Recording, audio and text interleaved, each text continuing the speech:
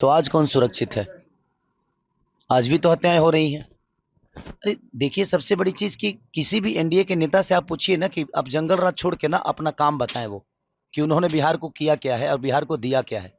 इस पे ज्यादा चर्चा होगी तो मुझे लगता है। और आदित्य योगीनाथ जी हम सबके गार्जियन हैं। वो यूपी में बेहतर किए हैं कि नहीं किए हैं यूपी के लोग जानते होंगे, लेकिन उनको एक बार बिहार की हकीकत जानना जरूरी है। वो भी किसी नेता के मुंह से ही जंगल राज सुन लिए हैं, क्योंकि वो तो कभी यहाँ रहे नहीं और ना ही अभी रहते हैं वो। तो मुझे लगता है कि उनको छपरा में आकर ने एक बार घूमना चाहिए, यहाँ की गलियों को देखना चाहिए, यहाँ के व्यापारियों की दर्द देखनी चाहिए। तब शायद उनको पता चलेगा कि लोग क्यों सरकार चाहते हैं। अरे भाई, मेरे कहने का मतलब कि आप राम मंदिर को लेकर ही वोट मांगते हो तो मैं मस्जिद पे टिप्पणी क्यों करूं? मेरे कहने का मतलब कि राम मंदिर बनाना जरूरी है, बट क्या अस्पताल बनाना जरूरी नहीं है? हाँ? रोजी रोजगार जरूरी नहीं है? शिक्षा जरूरी नहीं है? रोजी रोजगार के लिए ट्रम्प को वोट करने जाएंगे हम, कि आप ही को करेंगे? आप ही को किए हैं।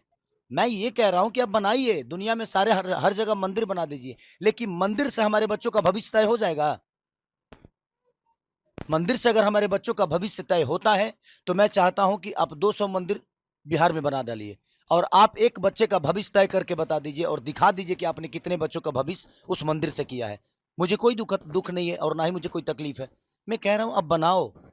भगवान दिल में होता है, श्रद्धा में होता है। मंदिर में सिर्फ एक मूर्ति होती है। तो इसलिए मैं कह रहा हूं कि आप सब कुछ बनाओ, सिर्फ मंदिर क्यों बनाओगे? सनातन कहने से इंसान नहीं होता है।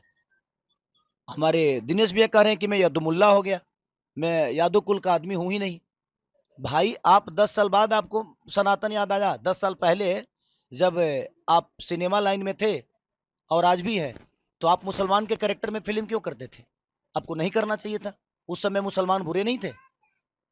तो बात वहां है ना कि बदलते ये लोग हैं। इनसे आप जब विकास की बात कहिएगा और करिएगा ना, तो ये आपको डायरेक्ट लेके जाएंगे मंदिर मस्जिद के पास, और नहीं तो सनातन पे ले जाएंगे, और बेमतलब की बातें करेंगे और उसी में आपको उलझा देंगे।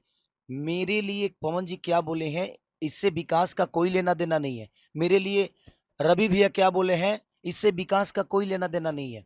वो हमारी आपस की बातें हैं।